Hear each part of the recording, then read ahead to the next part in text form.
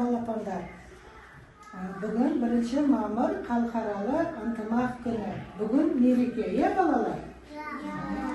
Жүздерімізге шуақ, бойымызға қуат әкелген 1 мамыр Қазақстан халықтарының ынтымағы мен бірлігі күні құтты болсын.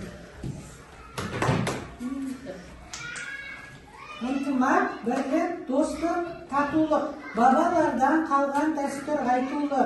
Түгелденіп төртеуіміз төрге тұр, тәуелсіздік туы мәңгі тұғырлы. Екелі енді барлығымыз Қазақстанның әнұранын айтайық, балалар, орнымыздан тұрайық кәне.